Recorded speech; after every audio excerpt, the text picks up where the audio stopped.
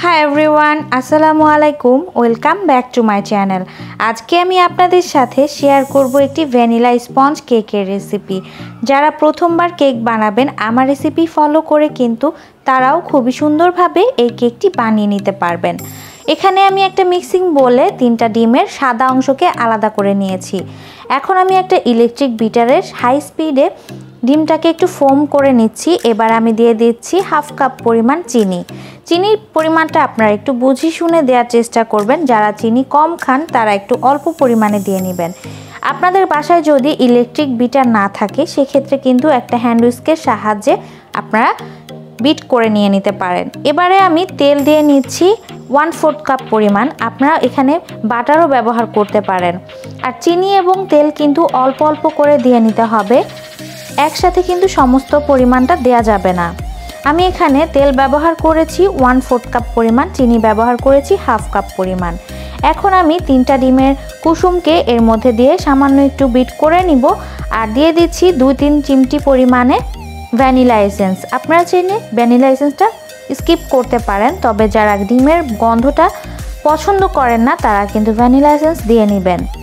আমার কিন্তু বিট করা হয়ে গেছে। এখন আমি এর মধ্যে দিয়েছি 1 কাপ পরিমাণ ময়দা, 1 চা চামচ পরিমাণে বেকিং পাউডার, সামান্য একটু পরিমাণে লবণ, এখানে হাফ চা চামচ পরিমাণে আছে। আমি এখন একটু একটু করে চেলে নিব আর একটু একটু করে এগুলোকে মিক্স করে নিব। আপনারা চাইলে শুকনো উপকরণগুলোকে কিন্তু আলাদা চেলে নিতে পারেন। যারা প্রথমবার কেকটা বানাবেন তারা আলাদা করে নিয়ে অল্প অল্প করে ময়দাটাকে মিক্স করে নেবেন। এখানে কিন্তু কেকটা অবশ্যই ময়দা দিয়েই বানাতে হবে, আটা দিয়ে কেক বানালে কিন্তু কেক ভালো হয় না। তো আমি এখন একটা স্প্যাচুলার সাহায্যে একটু একটু করে ঘুরিয়ে কেকের মিশ্রণটা তৈরি করে নিচ্ছি। তো ভিউয়ার্স, যারা আমার চ্যানেলটিকে এখনও সাবস্ক্রাইব করেননি, প্রথমবার যারা আমার ভিডিওটি দেখছেন প্লিজ চ্যানেলটিকে সাবস্ক্রাইব করবেন আর পাশে ছোট বেল আইকনটা প্রেস করে দিবেন যাতে পরবর্তী ভিডিও নোটিফিকেশন আপনাদের কাছে চলে যায়। আর অবশ্যই রেসিপিটি ভালো লাগলে কিন্তু লাইক, কমেন্টস অ্যান্ড শেয়ার করে দিবেন। তো আমার মিশ্রণটা কিন্তু রেডি হয়ে গেছে, দেখতে পাচ্ছেন।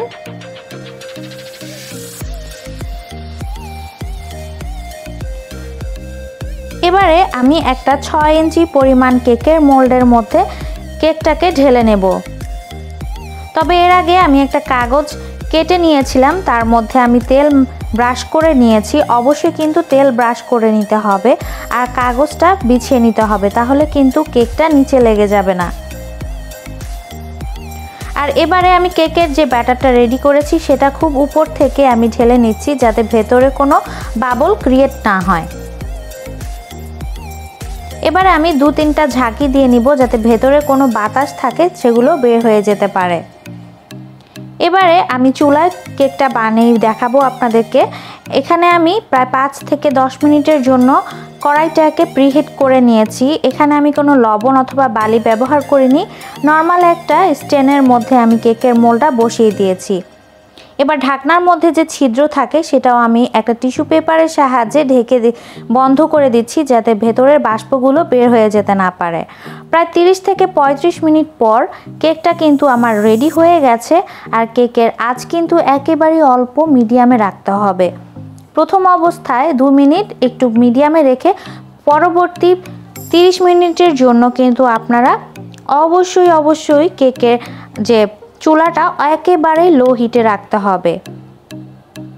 তো আমার কেকটা কিন্তু রেডি হয়ে গেছে। আমি একটা টুথপিকের সাহায্যে চেক করে নিয়েছি, দেখতে পাচ্ছেন কেকটা কিন্তু খুব সুন্দরভাবে হয়ে গেছে। আর এই কেকটা কিন্তু চুপসে যাওয়ার কোনো ভয় নেই এভাবে যদি আপনারা কেকটা তৈরি করে নেন। আমি এখন আপনাদেরকে একটু কেটে দেখাচ্ছি কেকটা ভেতরের দিকে কেমন হয়েছে। আর যারা কিনা ওভেনে বানাতে চাচ্ছেন তারা 180 ডিগ্রি সেলসিয়াসে ওভেনের মধ্যে, ইলেকট্রিক ওভেনে অবশ্যই 30 মিনিটের জন্য দিয়ে নেবেন। আপনাদের কেকটা কিন্তু খুব সুন্দরভাবে হয়ে যাবে। তবে যারা চুলায় বানাতে চাচ্ছেন তারা আমার এই পদ্ধতি ফলো করলে কিন্তু খুব সুন্দর একটা কেক তৈরি করে নিতে পারেন। তো ভিউয়ার্স, আশা করছি আমার আজকের এই কেকের রেসিপি ভালো লেগেছে। ভালো লাগলে অবশ্যই লাইক দিয়ে দেবেন। আজকের মতন আমি এখানেই বিদায় নিচ্ছি। আল্লাহ হাফেজ, ভালো থাকবেন সবাই, সুস্থ থাকবেন। আমার জন্য অবশ্যই দোয়া করবেন।